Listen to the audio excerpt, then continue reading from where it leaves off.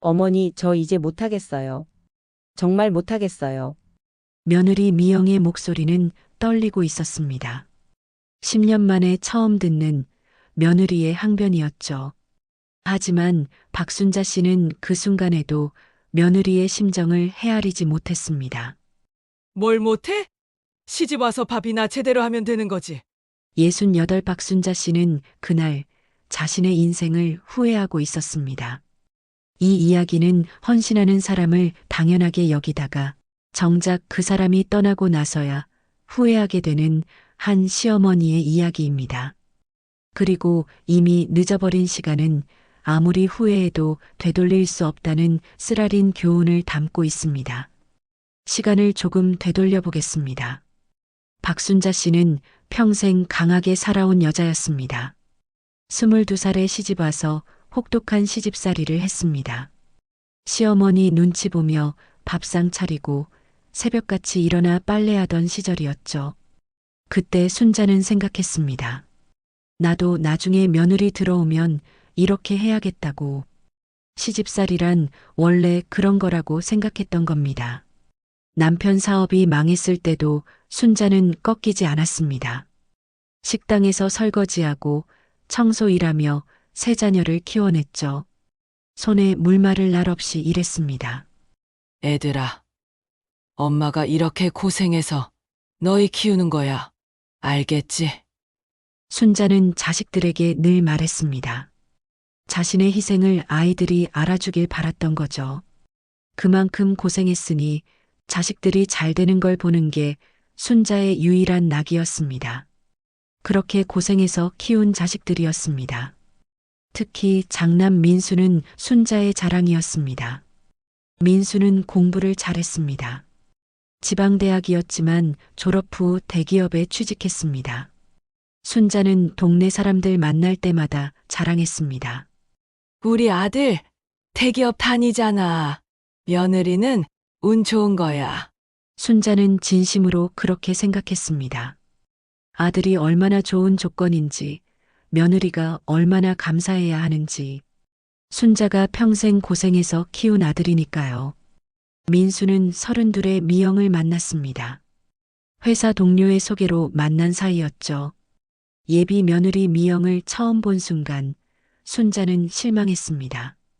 키는 158cm 정도였고 얼굴은 평범했고 옷차림도 화려하지 않았죠. 아들이 대기업 다니는데 며느리는 중소기업 사무직이었습니다. 학벌도 아들보다 낮았죠.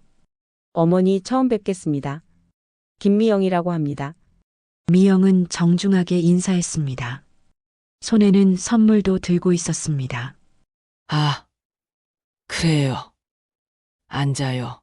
순자는 무뚝뚝하게 대답했습니다. 사실 마음에 안 들었거든요. 우리 아들이면 더 좋은 사람 만날 수 있는데. 순자는 속으로 그렇게 생각했습니다. 주변 사람들은 그래도 성격이 좋아 보인다고 말했습니다. 하지만 순자는 고개를 저었습니다. 우리 아들한테는 좀 모자란 것 같다고 생각했죠. 며느리는 그저 아들에게 얻어온 존재일 뿐이라고 생각했으니까요. 결혼 준비 기간 내내 순자는 불만이었습니다. 순자는 주변 사람들에게 투덜댔습니다. 예단도 형편없고 혼수도 별로고 순자 눈에는 모든 게 부족해 보였습니다. 결혼식 날도 마찬가지였습니다. 뭐, 우리 아들이 잘 벌 테니까 괜찮겠지. 순자는 이렇게 생각했습니다. 어차피 며느리 집안은 가난하니까 우리 아들한테 기대고 살겠지. 그러니 미영은 고맙게 생각해야 한다고 순자는 믿었습니다. 결혼 후 미영은 열심히 했습니다.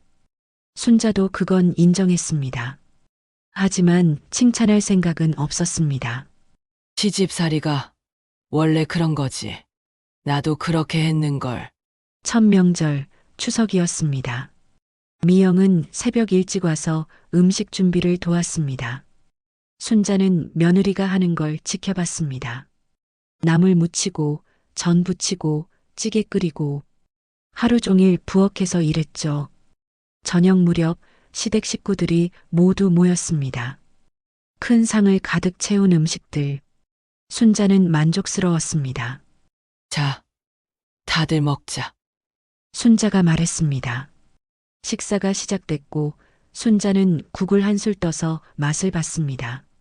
국이 왜 이렇게 싱거워? 간도 제대로 못 맞추나? 미영의 얼굴이 굳어지는 게 보였습니다. 죄송해요. 제가 간을 다시. 됐어. 내가 할게. 앉아 있어. 순자는 직접 국에 소금을 넣었습니다. 미영이 뭔가 말하려는 것 같았지만 순자는 신경 쓰지 않았습니다. 제대로 하려면 아직 멀었어. 그날 이후로도 명절마다 순자는 흠을 잡았습니다. 저는 왜 이렇게 두껍게 붙였어? 나물은 또 뭐야? 물기가 너무 많잖아. 미영은 그때마다 죄송하다고 말했습니다. 순자는 그게 당연하다고 생각했습니다. 며느리가 잘못했으니 지적하는 거고 며느리는 고쳐야 하는 거니까요. 칭찬? 순자는 생각해 본 적도 없었습니다. 잘하는 게 당연한 건데 왜 칭찬을 해줘야 하나요? 평소에도 마찬가지였습니다. 일주일에 한 번씩 미영은 와서 청소를 했습니다. 순자가 허리가 아프다고 하니까요. 미영은 매번 왔습니다. 빠지는 날이 없었죠. 순자는 미영이 청소한 걸 확인했습니다. 그리고 항상 부족한 점을 찾아냈습니다. 청소를 했다는 게 이 정도야? 구석구석 좀 봐. 다시 할게요, 어머니. 됐어. 내가 하는 게 빠르겠어. 순자는 직접 다시 청소했습니다. 미영이 서서 지켜보고 있었지만 순자는 그냥 했습니다. 제대로 안 했으니 다시 하는 거라고 생각했으니까요. 손주들 얘기도 마찬가지였습니다. 애들 밥은 제대로 챙기고 다니는 거야? 맨날 학원만 보내면 되는 줄 알아? 순자는 며느리가 아이들을 제대로 안 키운다고 생각했습니다. 요즘 엄마들은 다 그렇다고 학원에만 맡기고 손주들과 시간을 안 보낸다고 불평했죠. 그러다가도 손주 성적표를 보면 또 달라졌습니다. 어머, 수학 점수가 왜 이래? 학원 안 보내? 요즘은 다들 보내던데. 순자는 그때그때 생각나는 대로 말했습니다. 미영이 어떻게 받아들이든 신경 쓰지 않았습니다. 시어머니가 말하면 며느리는 듣는 게 당연하다고 생각했으니까요. 제가 더 잘할게요. 미영은 그때마다 이렇게 말했습니다. 순자는 당연하다고 생각했습니다. 더 잘하긴. 기본도 안 돼 있으면서. 순자는 미영이 노력하는 걸 알고 있었습니다. 하지만 만족할 생각이 없었습니다.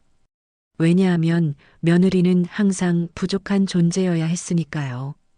그래야 순자가 가르칠 수 있고 시어머니 역할을 할 수 있었으니까요. 5년이 지나고 10년이 다가왔습니다. 미영은 여전히 열심히 했습니다. 명절마다 왔고 일주일에 한 번씩 청소했고 순자가 부르면 언제든 달려왔습니다. 순자는 그게 당연하다고 생각했습니다. 어느 날 아들 민수가 말했습니다. 엄마, 미영이가 요즘 좀 힘들어하는 것 같아요. 힘들긴. 뭐가 힘들어? 요즘 며느리들은 다 편하게 사는데. 순자는 대수롭지 않게 대답했습니다. 자기가 시집살이 할 때에 비하면 지금 며느리들은 천국이라고 생각했으니까요. 그래도 엄마, 가끔은 잘한다고 해주시면 안 돼요? 잘한다고. 당연한 걸 왜 칭찬해? 며느리가 시댁이라는 게 당연한 건데 왜 거기에 칭찬을 해줘야 하는지 이해하지 못했습니다. 미영이가 좀 속상해하는 것 같아서요. 속상하긴. 제대로 하면 내가 뭐라고 안 하지. 순자는 이렇게 말하고 화제를 돌렸습니다. 며느리 기분 같은 건 중요하지 않았습니다. 제대로 하면 되는 거지 무슨 기분을 신경 써야 하나요? 그러던 어느 날이었습니다. 미영이가 조용히 말했습니다. 어머니, 저 이제 못하겠어요. 순자는 이해할 수 없었습니다. 미영이 왜 갑자기 이런 말을 하는지. 하지만 미영이에게는 이유가 있었습니다. 10년 동안 쌓인 이유들이 뭘 못해? 시집 와서 밥이나 제대로 하면 되는 거지. 순자는 그렇게 대답했습니다. 미영이가 지금 무슨 말을 하는 건지, 무슨 의미인지 전혀 알지 못했습니다. 3년 전 순자가 당뇨 진단을 받았을 때부터 시작된 일들이었습니다. 병원에서 검사 결과를 받아들고 나왔을 때 순자는 당황했습니다. 혈당 수치가 높게 나왔고 의사 선생님은 정기적으로 병원에 와야 한다고 말했죠. 어머니, 제가 모시고 올게요. 미영이 말했습니다. 순자는 당연하다고 생각했습니다. 며느리가 시어머니 병원에 모시는 건 당연한 일이니까요. 그때부터 병원 갈 때마다 미영이가 함께 왔습니다. 한 달에 2번 빠짐없이 왔습니다. 미영이는 회사 반차를 내고 왔습니다. 순자는 그걸 몰랐습니다. 아니, 알려고 하지 않았습니다. 병원에서 의사 선생님이 설명할 때도 미영이가 옆에서 꼼꼼히 메모했습니다. 혈당 수치가 어떻고 어떤 음식을 조심해야 하고 약은 언제 먹어야 하고 어머니, 이 약은 아침 식사 후에 드셔야 해요. 이건 저녁 식사 전이고요. 응. 알았어. 순자는 대충 대답했습니다. 어차피 미영이가 다 챙겨줄 거라고 생각했으니까요. 검사 결과가 안 좋게 나온 날도 있었습니다. 혈당 관리를 좀 더 철저히 하셔야겠다고 의사 선생님이 말했습니다. 순자는 불편한 표정을 지었습니다. 제가 집에서 식단 관리 더 신경 쓸게요. 미영이 말했습니다. 순자는 그때 뭐라고 했을까요? 그래. 내가 제대로 챙겼으면 이렇게 안 됐을 거 아냐? 미영은 아무 말도 하지 않았습니다. 고개만 끄덕이고 처방전을 받으러 갔죠. 그날 이후 미영은 당뇨에 좋은 음식을 알아봤습니다. 순자 집에 들를 때마다 혈당 관리에 좋다는 반찬들을 만들어 왔습니다. 어머니, 이건 혈당에 좋은 나물이에요. 드셔보세요. 맛이 없네? 너무 싱거워. 당뇨 때문에 간을 조금만 했어요. 그래도 이렇게까지 싱겁게 하면 어떡해? 먹을 맛이 안 나잖아. 순자는 투덜댔습니다. 미영이 얼마나 고민해서 만들었는지는 관심 없었습니다. 1년이 지나고 2년이 지났습니다. 미영은 여전히 병원에 함께 갔고 식단을 챙겼습니다. 순자는 여전히 그게 당연하다고 생각했습니다. 그러던 어느 겨울이었습니다. 순자는 빙판길에서 넘어졌습니다. 고관절이 심하게 다쳤죠.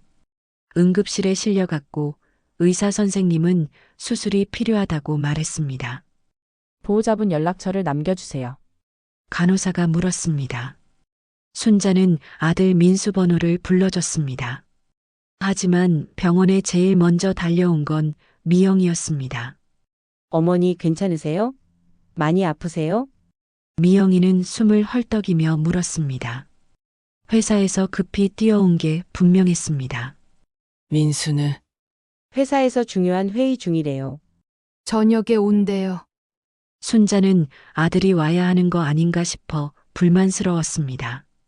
하지만 입 밖으로 내지는 않았습니다. 수술은 다음날 아침에 잡혔습니다. 전날 밤 병실에는 미영이만 있었습니다. 민수는 아이들을 돌봐야 한다며 저녁에 잠깐 들렀다가 집에 갔습니다. 어머니, 제가 여기 있을게요. 너는 집에 가서 애들 봐야 하는 거 아냐? 민수 씨가 애들 데리고 갈 거예요. 저는 여기 있을게요. 미영이는 그날 밤 병실 보호자 침대에서 잤습니다. 아니, 제대로 잔 건 아니었습니다. 순자가 불편하다고 할 때마다 일어나서 자세를 바꿔주고 물을 떠다주고 화장실 가는 것도 도와줬으니까요. 수술 당일 아침이었습니다. 보호자분 수술 동의서에 서명해주세요. 간호사가 말했습니다. 미영이가 서명했습니다. 순자는 그때도 당연하다고 생각했습니다. 수술은 3시간 걸렸습니다. 수술실 앞에서 기다린 건 미영이었습니다. 민수는 점심시간에 잠깐 왔다가 다시 회사로 갔습니다. 큰딸과 작은딸은 멀리 산다는 핑계로 아예 오지 않았습니다. 수술 잘 됐습니다. 회복실로 옮길게요. 의사 선생님이 말했습니다. 미영은 그제야 안도의 한숨을 쉬었습니다. 입원 기간은 3주였습니다. 그 3주 동안 매일같이 병원에 온 건 미영뿐이었습니다. 아침마다 죽을 끓여왔습니다. 순자가 병원 밥은 먹기 싫다고 했으니까요. 저녁에는 손발을 닦아줬습니다. 순자가 혼자서는 씻기 힘들다고 했으니까요. 대소변 처리하는 것도 미영이 몫이었습니다. 간호사를 부르면 되는데 순자는 남한테 보이기 민망하다며 며느리가 하는 게 낫다고 했습니다. 며느리가 고생이 많네. 옆 병상 환자 보호자가 말했습니다. 미영은 괜찮다며 웃었습니다. 하지만 순자는 그 말이 마음에 안 들었습니다. 고생은 무슨 당연한 거지. 순자는 큰 소리로 말했습니다. 옆 병상 사람들이 듣게 며느리가 시어머니 돌보는 건 당연한 거라고. 미영은 그때 어떤 표정이었을까요? 순자는 보지 못했습니다. 민수는 일주일에 2~3번 들렀습니다. 30분 정도 앉아 있다가 갔죠. 딸들은 한 번씩만 왔습니다. 그것도 순자가 전화해서 오라고 한 뒤에야. 애들은 바쁜가 봐. 순자는 미영에게 말했습니다. 미영은 대답하지 않았습니다. 퇴원 날이었습니다. 보호자분이 집에서 잘 돌봐주셔야 해요. 3달 정도는 거동이 불편하실 거예요. 의사 선생님이 말했습니다. 미영이가 고개를 끄덕였습니다. 제가 자주 들를게요. 집에 돌아온 후에도 3달 동안 미영은 하루도 빠짐없이 왔습니다. 출퇴근하듯 왔습니다. 아침에 출근 전에 들러서 순자 아침 식사 챙겨주고 저녁에 퇴근 후에 또 와서 저녁 준비하고 청소하고 빨래하고. 오늘은 좀 쉬는 게 어때? 매일 왔다 갔다 하느라 힘들 텐데. 순자가 듣고 있는 자리에서 민수가 미영에게 말했습니다. 괜찮아요. 어머니 혼자 계시면 불편하시잖아요. 미영이는 그렇게 대답했습니다.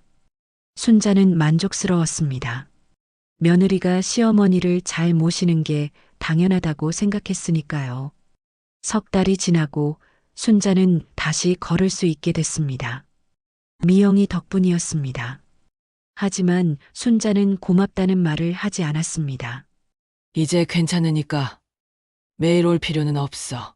순자가 말했습니다. 미영은 알겠다고 대답했습니다. 그해 가을이었습니다. 순자의 칠순 생일이 다가왔습니다. 순자는 기대했습니다. 자식들이 뭔가 준비해 주겠지. 특히 며느리는 당연히 뭔가 할 거라고 생각했습니다. 미영은 한 달 전부터 준비했습니다. 순자는 몰랐지만 미영은 새벽 4시부터 일어나 음식을 준비했습니다. 생일 당일 순자네 집상에는 음식이 가득했습니다. 잡채, 갈비찜, 9가지 나물, 미역국, 전, 과일. 미영이 손수 만든 것들이었습니다. 어머니 생신 축하드려요. 미영이가 웃으며 말했습니다. 순자는 상을 둘러봤습니다. 그리고 한숨을 쉬었습니다. 이게 뭐야? 잡채는 왜 이렇게 기름져? 나 요즘 당뇨 때문에 기름진 거 못 먹는다고 했잖아. 미영이의 얼굴에서 웃음이 사라졌습니다. 갈비찜도 맛이 없네? 간장을 너무 많이 넣었어. 미역국은 또 뭐야? 미역이 이렇게 질긴 거 처음 봐. 순자는 하나하나 흠을 잡았습니다. 새벽부터 준비한 거라는 걸 알았더라도 똑같이 했을 겁니다. 순자에게는 그게 중요하지 않았으니까요. 미영이의 손이 부들부들 떨렸습니다. 순자는 그걸 봤습니다. 하지만 신경 쓰지 않았습니다. 어머니, 미영이 뭔가 말하려고 했습니다. 왜? 할 말 있어? 순자가 물었습니다. 미영이는 입을 다물었습니다. 식사는 어색하게 끝났습니다. 민수와 아이들도 와 있었지만 아무도 말이 없었습니다. 그날 밤 미영이와 민수가 집으로 돌아간 후였습니다. 순자는 혼자 남은 음식들을 보며 생각했습니다. 그래도 많이 준비하긴 했네. 하지만 입 밖으로 내지는 않았습니다. 칭찬은 며느리를 버릇없게 만든다고 생각했으니까요. 그때 순자는 몰랐습니다. 10년간 쌓인 미영이의 상처가 그날 마지막 한 조각을 더했다는 것을, 그리고 그 상처가 곧 터질 거라는 것을. 그로부터 한 달 후였습니다. 민수가 순자에게 전화를 걸어왔습니다. 엄마, 잠깐 말씀드릴 게 있어서요. 목소리가 평소와 달랐습니다. 그래. 뭔데? 엄마, 저 미영이랑 이혼하기로 했어요. 순자는 잠시 말문이 막혔습니다. 그리고 곧 화부터 냈습니다. 뭐? 이혼! 미쳤나 봐. 엄마, 미영이가 먼저 말했어요. 더 이상 못 살겠대요. 못 살긴 뭘 못 살아. 밥 먹고 사는 게 뭐가 힘들다고. 순자는 이해할 수 없었습니다. 10년 동안 잘 살다가 갑자기 이혼이라니. 며느리가 무슨 생각을 하는 건지 전혀 알 수 없었습니다. 엄마가 너무 심하게 대하신 것도 있대요. 내가 뭘 심하게 했어? 며느리 교육 좀 시킨 게 심한 거야? 엄마, 아니, 요즘 며느리들은 시어머니 말 한마디에도 상처받고 그래? 나는 얼마나 심한 시집살이 했는데. 순자는 자신이 잘못한 게 없다고 생각했습니다. 오히려 며느리가 너무 약하다고, 요즘 세대가 참을성이 없다고 생각했죠. 그래. 알았어. 이혼하면 이혼하는 거지. 순자는 전화를 끊었습니다. 속으로는 이렇게 생각했습니다. 떠나면 떠나는 거지. 며느리 하나쯤 없어도 우리 가족은 잘 살 수 있어. 순자는 며느리가 떠나도 아무 문제 없을 거라고 확신했습니다. 아들이 대기업 다니고 딸들도 다 잘 살고 있으니까요. 이혼 절차가 진행되는 동안 순자는 주변 사람들에게 말하고 다녔습니다. 우리 며느리가 성격이 문제가 있었어. 시집살이 조금 힘들다고 이혼하겠다니. 우리 아들이 얼마나 힘들어했는데 며느리가 집안일도 제대로 안 하고. 동네 사람들은 고개를 가로저었습니다. 미영이가 얼마나 잘했는지 다들 알고 있었으니까요. 하지만 아무도 순자에게 말하지 않았습니다. 이혼이 성립되고 미영이는 아이들과 함께 집을 나갔습니다. 순자는 여전히 태연했습니다. 민수야, 곧 더 좋은 사람 만날 수 있을 거야. 이번엔 엄마가 잘 골라줄게. 엄마, 저 재혼 생각 없어요. 아이들도 있고, 아이들은 또 뭐, 크면 다 알아서 크는 거야. 순자는 아들이 금방 괜찮아질 거라고 생각했습니다. 그리고 새로운 며느리가 들어오면 이전보다 더 나아질 거라고 믿었죠. 하지만 시간이 지나면서 조금씩 이상한 점들이 느껴지기 시작했습니다. 먼저 명절이 찾아왔습니다. 추석이었죠. 순자는 아들에게 전화했습니다. 민수야, 올해 추석은 어떻게 할 거야? 집에 오는 거지? 엄마, 저 회사 일 있어서 못 가요. 그냥 누나들이랑 하세요. 순자는 당황했습니다. 아들이 명절에 안 온다니. 이런 적은 처음이었습니다. 첫째 딸에게 전화했습니다. 첫째 딸은 미안하다며 올해는 갈 수 없다고 했습니다. 아이들 학원 일정이 있다는 이유였습니다. 둘째 딸도 마찬가지였습니다. 남편 회사 행사가 있어서 힘들 것 같다고 말했습니다. 순자는 전화기를 내려놓고 멍하니 앉아 있었습니다. 그해 추석, 순자는 혼자였습니다. 평생 처음으로 맞는 혼자만의 명절이었죠. 상을 차릴 필요도 없었습니다. 아무도 오지 않을 테니까요. 순자는 편의점에 가서 김밥 한 줄을 샀습니다. 집으로 돌아와 혼자 먹었습니다. 텅 빈 집, 텅 빈 식탁?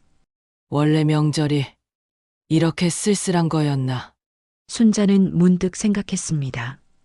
지난 명절들이 늘 음식이 가득했던 상이 그 음식들을 누가 준비했었는지 미영이었습니다. 새벽부터 일어나 나물 무치고 전 부치고 찌개 끓이고 하루 종일 부엌에서 일했던 미영이 순자는 고개를 저었습니다. 아니야.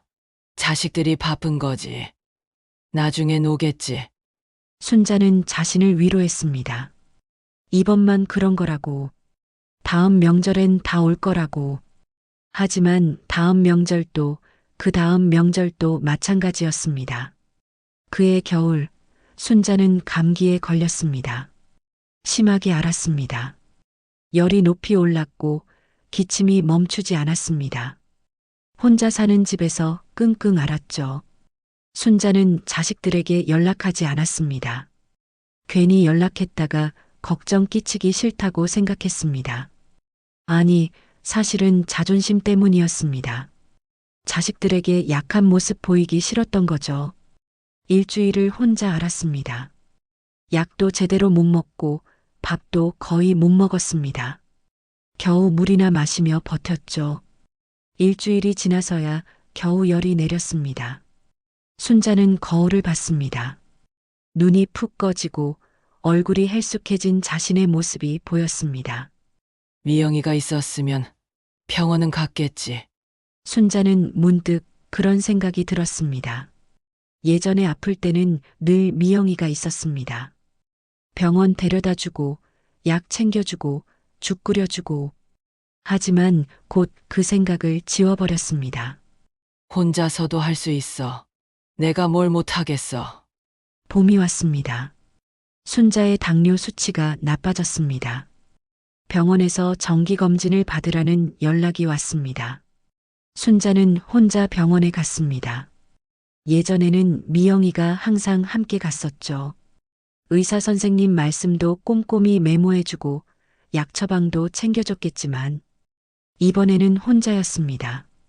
의사 선생님이 설명했습니다.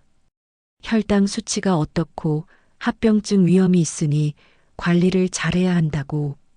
하지만 순자는 제대로 이해하지 못했습니다. 약 처방도 헷갈렸습니다. 어떤 약을 언제 먹어야 하는지, 식이요법은 어떻게 해야 하는지. 집에 돌아와서야 후회가 밀려왔습니다. 미영이가 있었으면 다 알아서 했을 텐데. 하지만 여전히 자존심이 허락하지 않았습니다. 그렇게 함부로 대했던 며느리에게 이제 와서 어떻게 연락하겠습니까? 여름이 되었습니다. 장마철이었죠. 순자가 사는 빌라는 오래돼서 곳곳이 새기 시작했습니다. 천장에서 물이 똑똑 떨어졌습니다.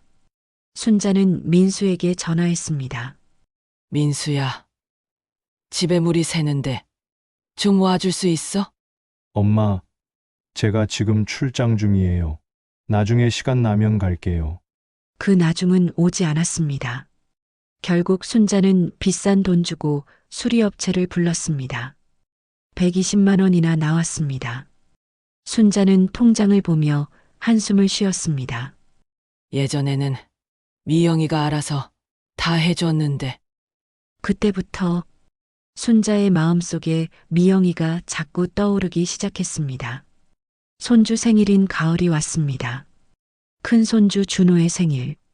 순자는 손주에게 용돈을 주고 싶었습니다. 하지만 어디로 보내야 할지 몰랐습니다. 미영이 연락처는 진작에 바뀌었을 거고 주소도 알 수 없었습니다. 민수에게 물었습니다. 민수야. 준호 생일인데 용돈 좀 전해줘. 엄마, 제가 바빠서요. 그냥 엄마가 직접 계좌 이체하세요. 계좌번호를 모르는데. 아, 그건 저도 몰라요. 미영이가 다 바꿨거든요. 순자는 전화기를 내려놨습니다. 그렇게 손주 생일은 지나갔습니다. 순자는 혼자 앉아 생각했습니다. 내가 뭐 하는 짓인가? 하지만 여전히 자신의 잘못을 인정하지 않았습니다. 그저 자식들이 바쁜 거라고, 시간이 지나면 괜찮아질 거라고 스스로를 위로했습니다. 그해 겨울이었습니다. 순자는 집 앞 계단에서 또 넘어졌습니다. 빙판길을 조심하지 못했습니다. 2년 전 수술했던 그 부위인 고관절이 다시 아팠습니다. 순자는 너무 아파 일어날 수가 없었습니다. 지나가던 이웃이 구급차를 불러줘 응급실에 실려갔습니다. 보호자 계신가요? 간호사가 물었습니다. 아들이 있는데 바빠서요. 순자는 떨리는 손으로 민수 번호를 불러줬습니다. 1시간 후 민수가 왔습니다. 엄마, 괜찮으세요? 응, 괜찮아. 의사 선생님이 입원해야 한대요.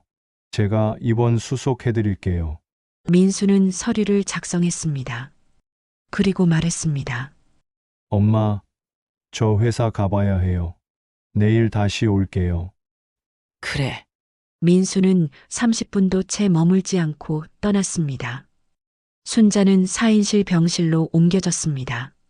입원 첫날 밤 순자는 혼자였습니다. 옆 병상을 보니 한 할머니가 누워 계셨는데 가족들이 둘러싸고 있었습니다.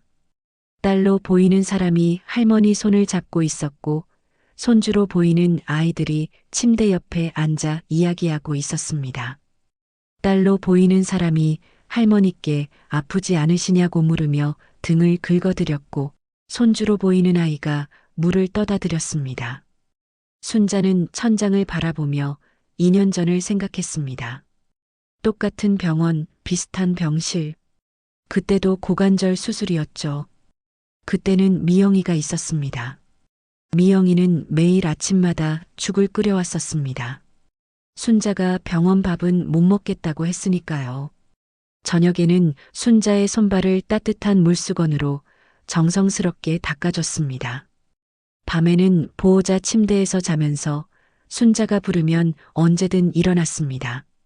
순자가 간호사 부르기 민망하다고 했을 때 미영이는 괜찮다며 대소변 처리도 도와줬습니다. 3주 내내 하루도 빠짐없이 그랬습니다.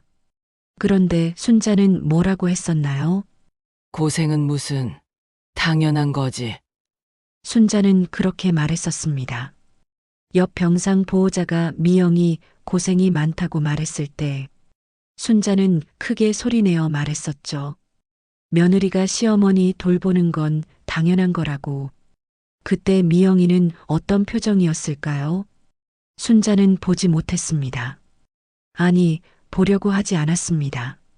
지금 생각해보니 미영이의 얼굴이 창백했었던 것 같았습니다. 매일 회사 다니면서 병원까지 오느라 얼마나 힘들었을까요? 하지만 순자는 그때 미영이의 힘듦을 몰랐습니다. 알려고 하지도 않았습니다. 밤이 깊어졌습니다. 다른 병상에서는 가족들이 하나둘 집으로 돌아갔습니다. 하지만 한 명씩은 남아서 함께 밤을 보냈습니다. 순자의 병상에는 아무도 없었고 간호사가 돌아왔습니다. 환자분 보호자 안 계세요? 네. 아들이 내일 온대요. 힘드시면 언제든 호출 버튼 누르세요. 간호사는 그렇게 말하고 나갔고 순자는 혼자 남았습니다. 화장실에 가고 싶었지만 혼자서는 일어날 수가 없었습니다. 고관절이 너무 아팠으니까요.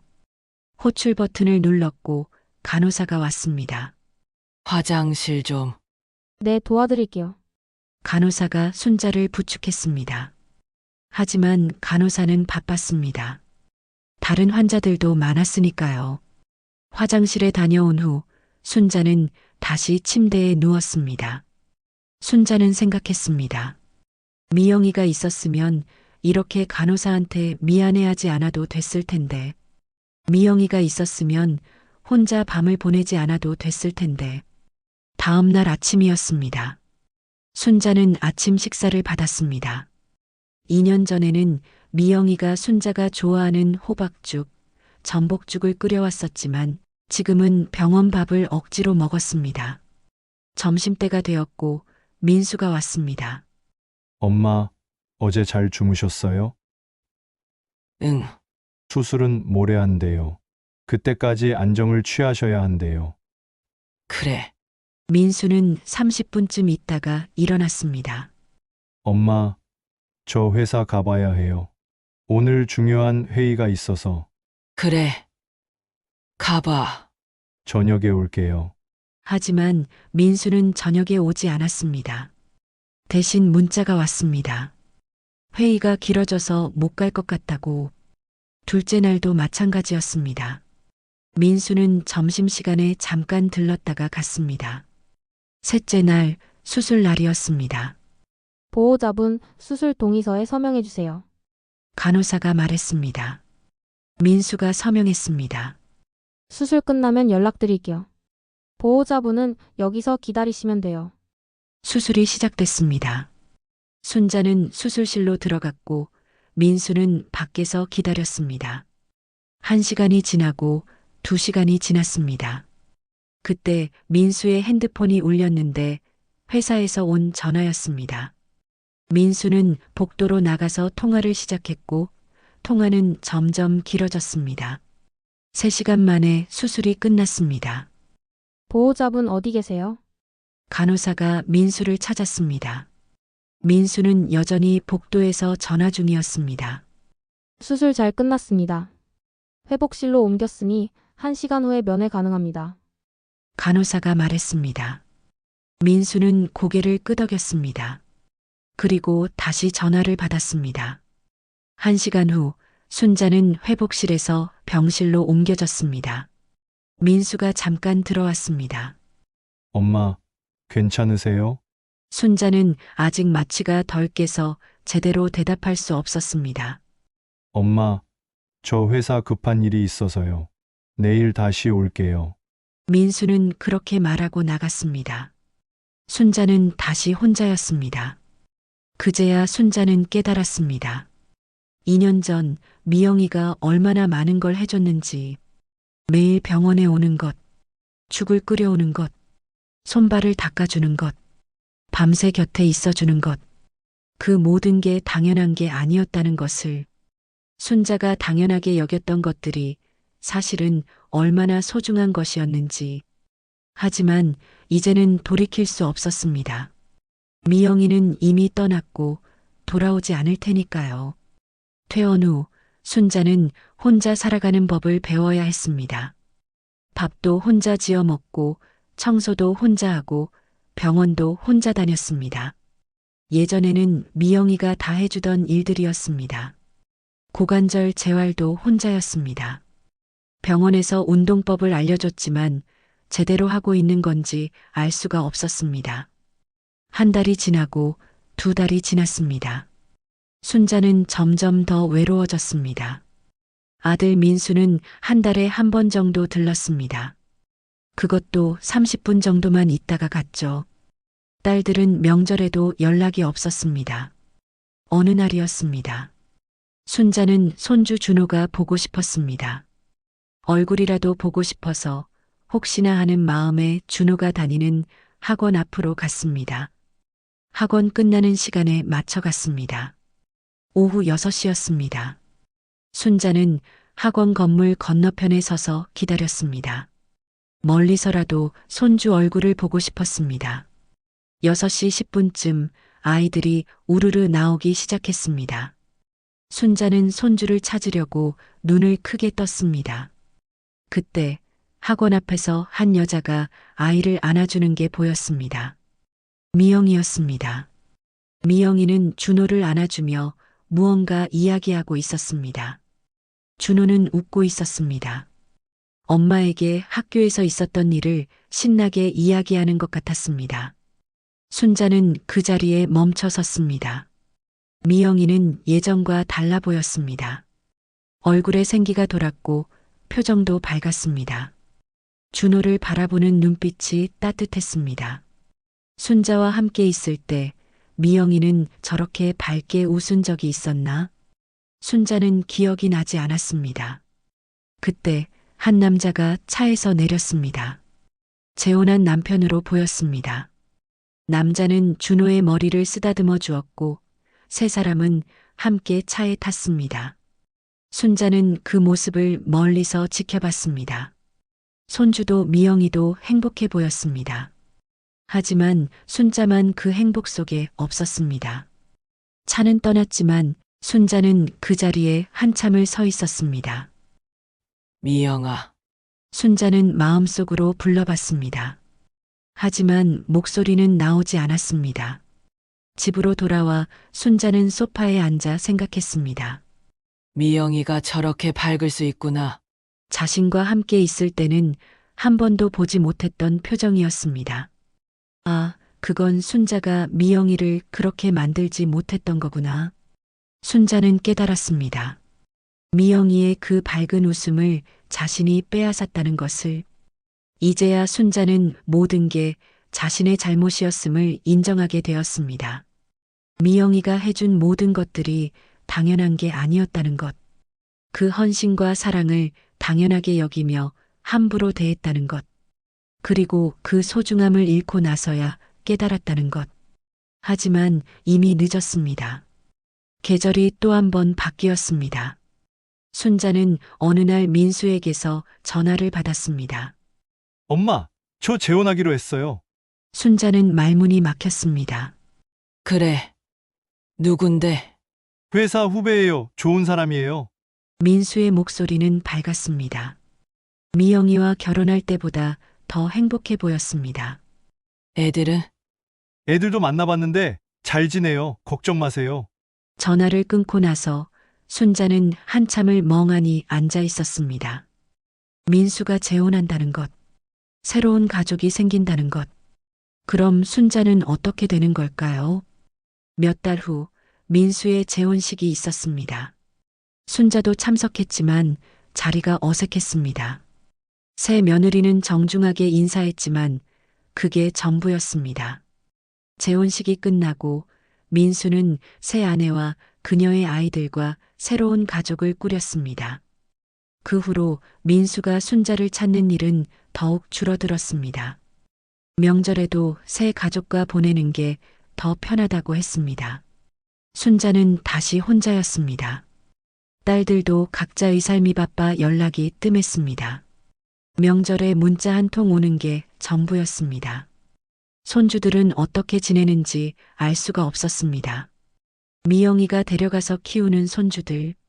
이제는 1년에 한 번 보기도 어려웠습니다. 아니, 이제는 아예 못 보게 될지도 모릅니다. 저녁이면 순자는 혼자 TV를 봤습니다. 드라마 속에서 가족들이 옹기종기 모여 밥을 먹는 장면이 나오면 순자는 눈물이 났습니다. 리모컨으로 채널을 돌렸지만 어느 채널이든 가족들이 나왔습니다. 순자는 TV를 껐습니다. 내가 그때 미영이한테 고맙다고 한마디만 했다면, 내가 그때 미영이가 차린 밥상에 맛있다고 말만 했다면, 내가 그때 미영이가 힘들어하는 걸 알아줬다면. 하지만 후회는 언제나 늦게 찾아오는 법입니다. 요즘 순자는 가끔 미영이가 차려주던 음식들이 그립습니다. 잡채의 그 고소한 맛, 갈비찜의 부드러운 식감, 따뜻한 미역국 한 그릇. 그때는 몰랐습니다. 그 음식 하나하나에 미영이의 정성이 담겨 있었다는 것을. 이제 순자는 압니다. 사랑은 돈으로 살 수 없다는 것. 헌신은 당연한 게 아니라는 것. 그리고 사람을 잃고 나면 아무리 후회해도 다시 돌아오지 않는다는 것을. 밤이 깊어갑니다. 순자의 집에는 여전히 아무도 없습니다. 예전에는 이 시간이면 미영이가 정리해둔 내일 아침 반찬이 냉장고에 있었습니다. 하지만 이제는 그저 텅 빈 냉장고만 남아 있습니다. 순자는 오늘도 혼자 잠자리에 듭니다. 창밖에서는 겨울바람이 쓸쓸하게 불어옵니다. 그 바람처럼 순자의 노년도 차갑고 쓸쓸하기만 합니다. 돌이킬 수 없는 시간, 돌아오지 않는 사람. 순자는 이제야 깨달았지만 이미 너무 늦어버린 것 같았습니다.